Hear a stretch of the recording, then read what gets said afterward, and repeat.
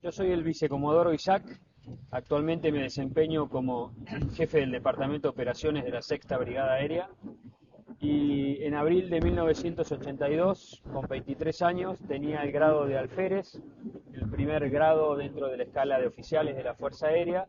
Estaba destinado en la Cuarta Brigada Aérea en Mendoza, volando aviones A4C Skyhawk, los cuales durante el conflicto fueron trasladados a la Base Aérea Militar San Julián, desde donde operamos durante toda la guerra. En realidad me enteré de la recuperación de nuestras Islas Malvinas a la mañana siguiente. Yo estaba de guardia en la brigada, en la noche o en la madrugada de la recuperación, y me entero cuando a la mañana temprano, en la entrada, en el puesto de entrada de la brigada, el ingreso de vehículos de la brigada se produjo con una emotividad superior a la normal y algunos inclusive con banderas, gritando que se habían recuperado las Islas Malvinas. Pregunté y me explicaron de qué se trataba el acontecimiento. Lo que quiero explicar con esto es que aún estando de guardia no tenía conocimiento, yo no me enteré de esta operación, la cual fue realizada en el máximo de los secretos. El primer momento, una vez que se recuperaron las islas, fue de festejo, de un acontecimiento muy emotivo, pero inmediatamente el personal de pilotos que volábamos aviones de combate supimos que esto iba a conllevar para nuestro escuadrón seguro un despliegue y una eventual entrada en combate de nuestro sistema de armas, lo cual nos cambió rápidamente la óptica al adiestramiento específico para trabajar sobre el mar, a trabajar sobre armamento posible para enfrentar unidades de superficie o barcos. Y los días que quedaron entre el 2 de abril y el 11 de abril, que desplegamos con todo nuestro escuadrón desde Mendoza hasta San Julián, fue dedicado exclusivamente a enfocar nuestro adiestramiento hacia el posible objetivo que íbamos a tener que enfrentar. El día 1 de mayo, día del bautismo de fuego de nuestra Fuerza Aérea Argentina, me encuentra desplegado o redesplegado en Bahía Blanca, porque la noche anterior había habido una alarma de posible ataque aéreo sobre San Julián y nos ordenaron redesplegar con nuestros aviones hacia Bahía Blanca.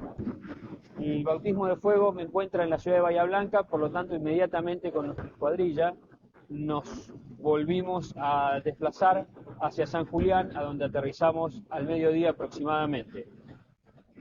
Al momento de nuestro aterrizaje en San Julián ya se habían producido las primeras salidas de aviones durante la mañana, salidas de aviones A4C y salidas de aviones M5 Dagger, aviones que revistan en esta unidad, en esta sexta brigada aérea, con el cual compartíamos la base. Los dos escuadrones estábamos destinados en la misma base. Alcancé a almorzar y apenas terminé de almorzar me ordenaron con la escuadrilla que yo conformaba una salida de ataque a unidades de superficie en las islas, la cual cumplimos en horas de la tarde. Esta misión no llegó a su objetivo porque nos interceptaron aviones y Harrier y nos ordenó el radar inmediatamente el regreso. Y volvimos a la base aérea militar San Julián. Posteriormente, a lo largo del mes de mayo, participo en diferentes cuadrillas, en diferentes misiones, pero realmente el día 25 de mayo es el día que por primera vez entro en contacto con el enemigo. La misión en la cual integro llega a San Carlos y logro entrar por primera vez en combate contra la flota o una gran parte de la flota que se encontraba estacionada, podemos decir, en el brazo San Carlos. Esto era muy poco tiempo después del desembarco de los ingleses en Malvinas, por lo tanto había una gran cantidad de buques que estaban abasteciendo estas tropas que estaban desembarcando, y en el momento que bajamos nuestra nariz nos encontramos con una gran cantidad de barcos allí en esa posición, que por supuesto que nos tiraban a los aviones. Éramos 4 aviones, nos tiraban con todo tipo de munición. El entrar en combate con estos aviones y la alta velocidad, la gran carga de trabajo que uno lleva en esos instantes, en esos pocos segundos o minutos en los cuales transcurre el combate, no permite hacer un gran análisis en ese momento de lo que a uno le está sucediendo.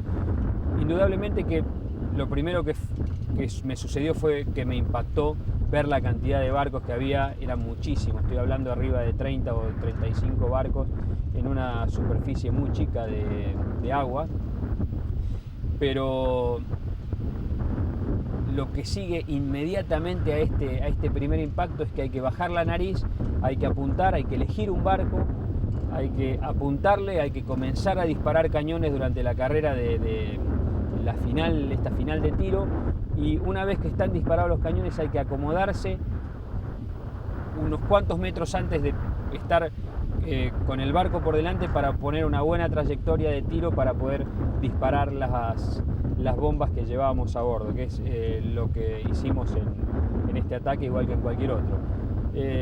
Sintéticamente realmente no hay grandes posibilidades de de detallar un análisis fuera de lo que uno tiene que hacer de acuerdo al entrenamiento que tiene. Esto me sucedió en todas las misiones, y a la mayoría de los pilotos les ha sucedido esto, pero es no porque uno no sienta o no tenga capacidad para sentir, sino porque hay muy poco tiempo, se vuela demasiado rápido, demasiado bajo, uno tiene que estar muy concentrado, y realmente adentro de estas cabinas hay muchísimo trabajo, sobre todo en esa parte final de tiro, y uno tiene que estar 100% concentrado y abocado al trabajo para poder tirar, pegar y posteriormente poder escapar con una relativa probabilidad de éxito.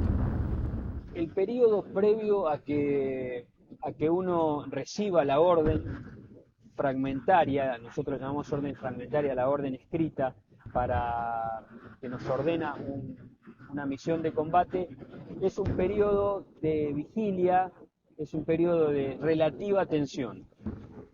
El pico de tensión más alto, podemos decir, es el momento en el cual efectivamente a uno le dicen: usted tiene que cumplir esta misión, y le dan los detalles. Eso es el momento de mayor miedo, le podemos decir, que uno siente. El miedo uno lo lleva permanentemente al lado de uno, ¿no? Pero mientras no llega la misión está más estable.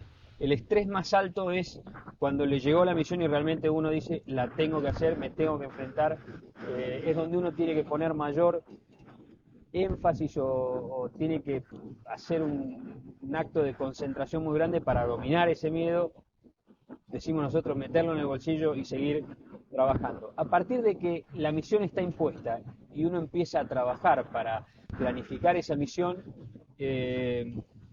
empieza a atenuarse esta situación de tensión, y comienza a hacerlo mucho más parecido a nuestro adiestramiento y a nuestro entrenamiento normal.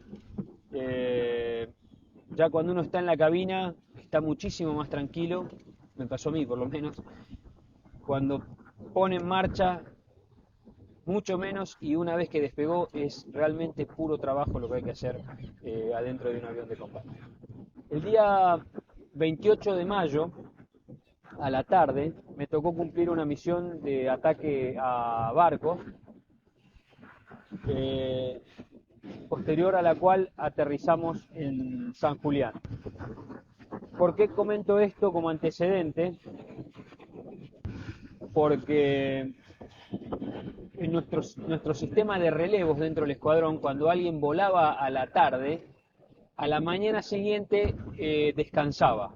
Si bien estábamos en el grupo, estábamos en el escuadrón, en el lugar donde trabajábamos, no teníamos misiones asignadas. Había otro grupo que tenía que cumplirse las misiones que salieran durante esa mañana.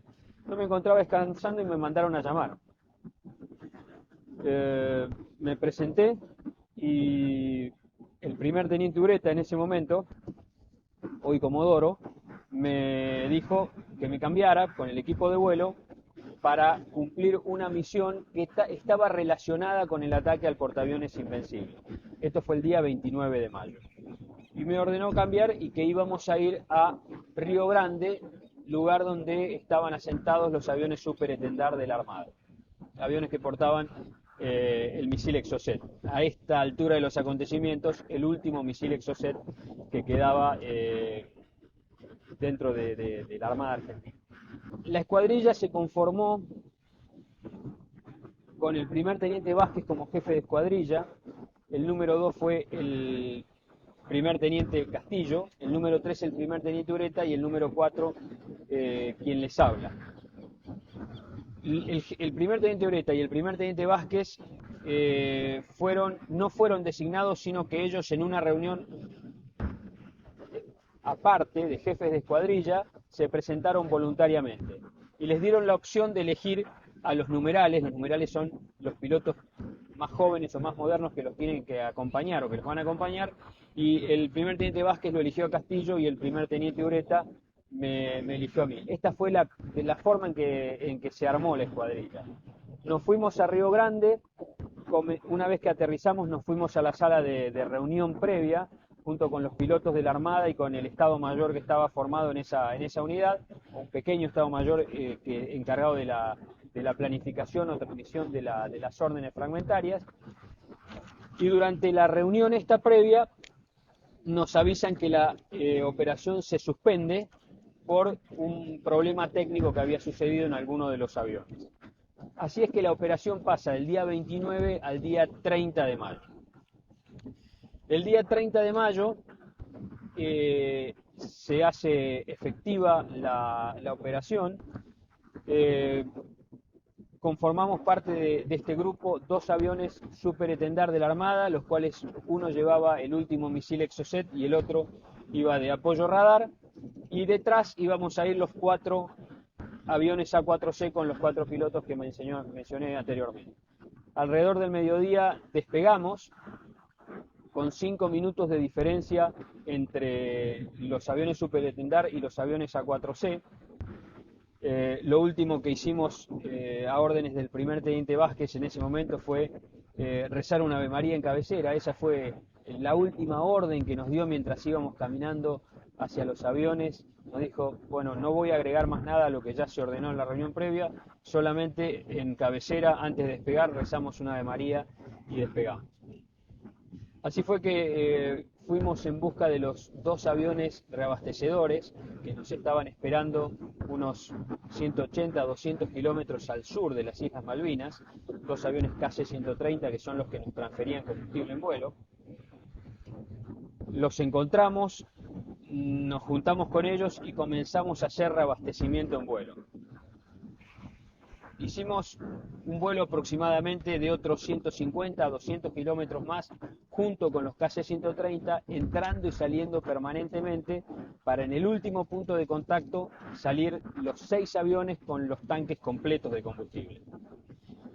Allí nos desprendimos de los aviones KC-130, bajamos la nariz, formamos lateral. La formación fue los 2 Super Etendard aproximadamente a entre 1500 y 2000 metros entre avión y avión, y a la izquierda del Super Etendard que llevaba el misil Exocet formaba el primer teniente Vázquez y el primer teniente Castillo, y a la derecha del Super Etendard que iba como apoyo radar formó el primer teniente Ureta y formé yo. Iniciamos este descenso en una trayectoria bastante corta y nos pusimos rasante, lo más pegados al agua que podíamos, para establecer nuestra corrida final de tiro, que fue de otros aproximadamente 150 kilómetros. Cuando estábamos a 70, 80 kilómetros del posible objetivo, o sea, donde nosotros teníamos establecido que iba a estar un portaaviones, levantan un poco los Super Etendard para hacer un barrido radar y vuelven a bajar.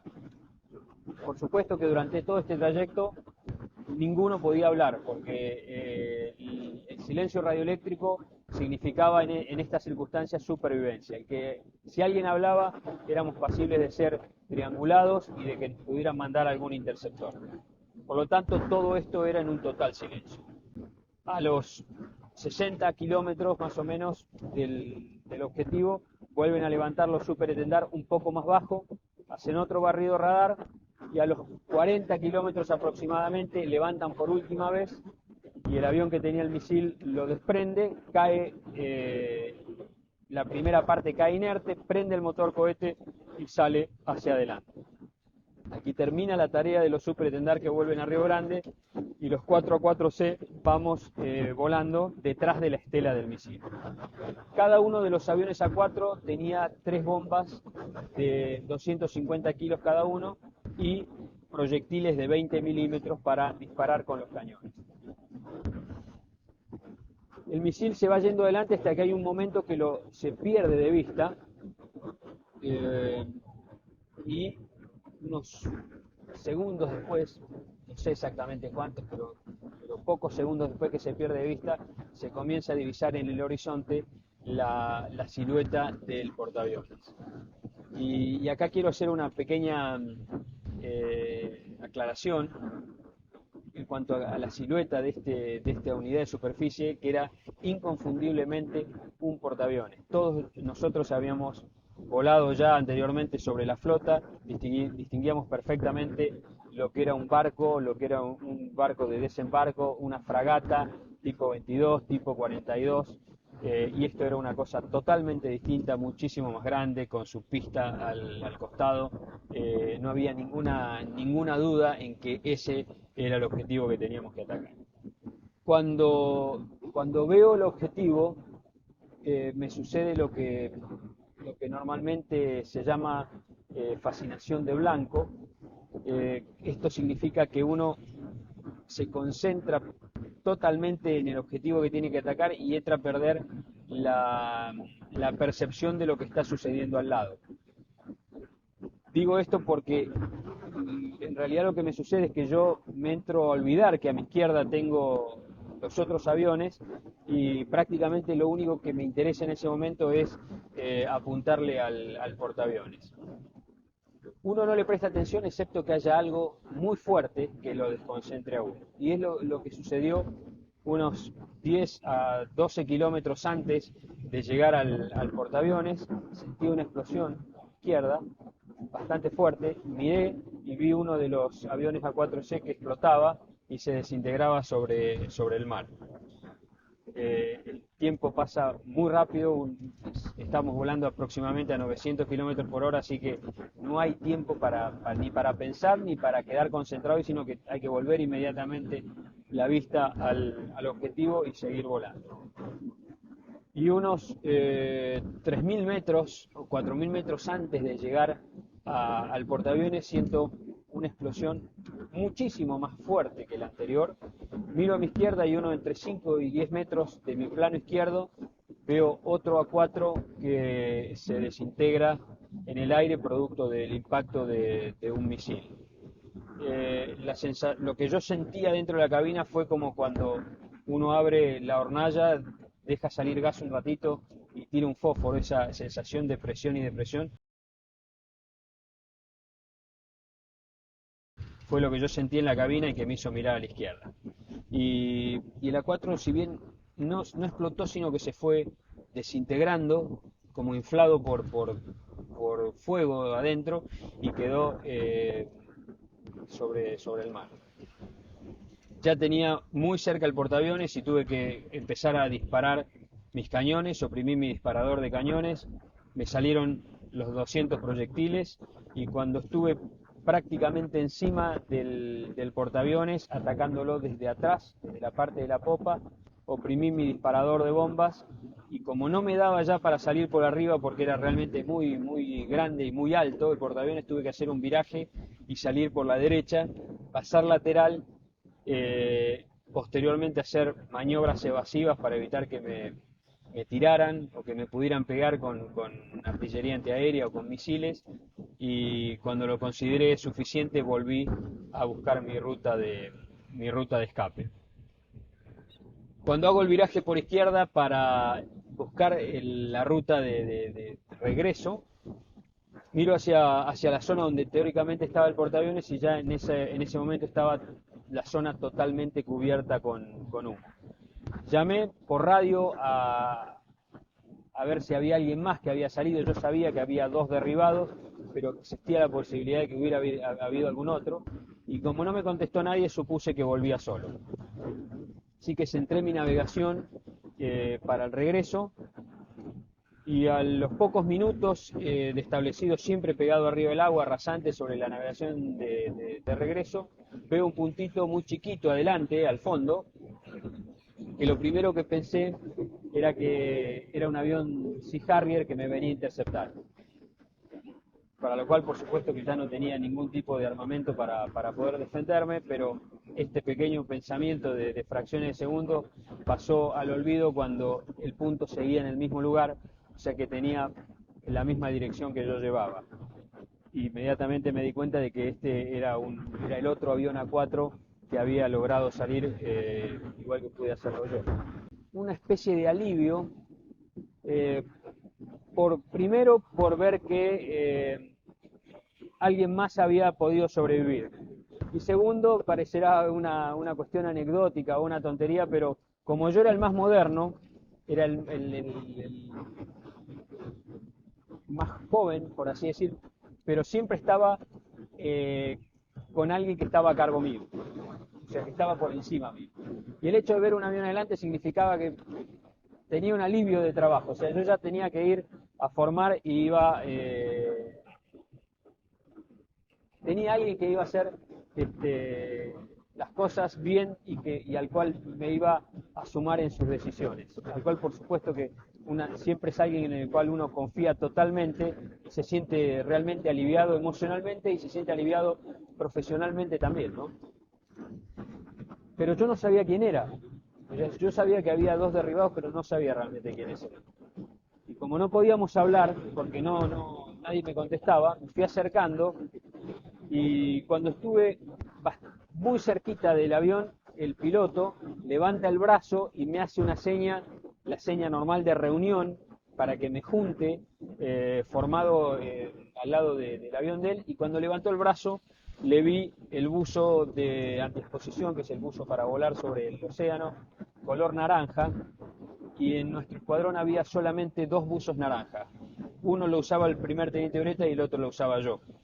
Así que en ese momento lo que sentí, lo que pensé en ese momento cuando levantó el brazo, fue más que Ureta era ese, que los 2 pilotos que habían sido derribados eran el primer teniente Vázquez y el primer teniente Castillo, que habían quedado unas cuantas millas atrás arriba del océano.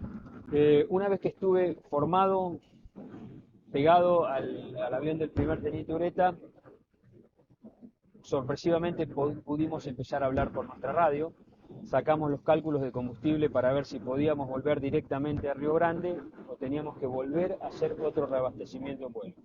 Estábamos muy justos de combustible, así que decidimos volver a los aviones reabastecedores, los cuales nos iban a estar esperando en un punto en medio del océano. Y acá me gustaría hacer una pequeña reflexión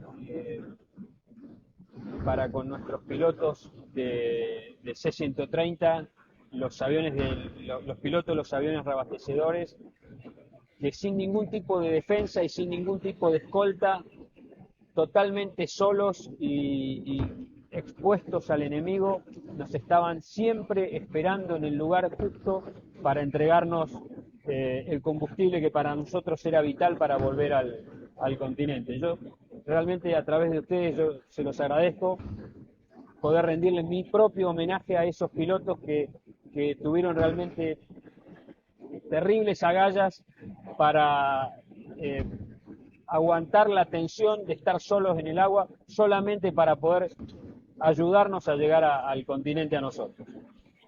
Bueno, nos reunimos con el avión reabastecedor, cargamos combustible en vuelo y le pasamos nuestro informe preliminar de misión, en el cual las dos cosas más importantes eran que habíamos atacado un portaaviones y que los dos pilotos que habían sido derribados no habían tenido ninguna probabilidad de eyección, lo cual significaba no activar el sistema de búsqueda y salvamento, porque no tenía ningún sentido sacarlo cuando los habíamos visto que los aviones se habían desintegrado sobre el agua. Una vez que terminamos de reabastecer, nos dirigimos hacia Río Grande, donde ya estaba bastante feo el tiempo, y pedimos que nos haga ingresar el radar, que nos haga penetrar unas cuantas millas antes de la base. Hicimos contacto con el mar y nos dirigimos finalmente a la base, a la cual aterrizamos después de 3 horas y 47 minutos de vuelo. Una vez que llegamos a la plataforma, prácticamente nos sacaron de la cabina y nos mandaron a una sala de reunión, que en realidad era un interrogatorio de inteligencia, que es lo que normalmente hacemos después de las misiones. La gente de inteligencia nos interroga y nosotros vamos volcando datos en caliente para que ellos hagan el análisis de la misión. Estuvimos bastante tiempo, primero separados, después juntos, después con la gente de Superetendard. Y de acuerdo a nuestros testimonios, de acuerdo a los datos que entregamos sobre la silueta del portaaviones atacado, a las dimensiones, a la forma que tenía, se llegó a la conclusión de que el portaaviones atacado había sido el portaaviones Invencible. Bueno, primero, yo lo que siento es que no solo por el tiempo transcurrido, sino que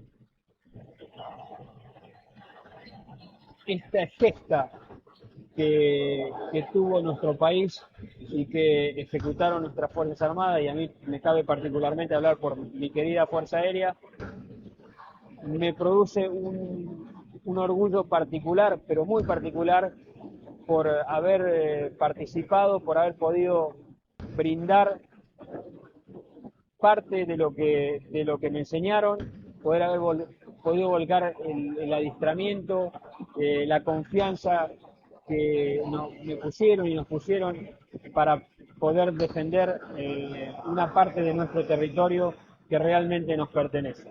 Creo que ahí está el verdadero sentido.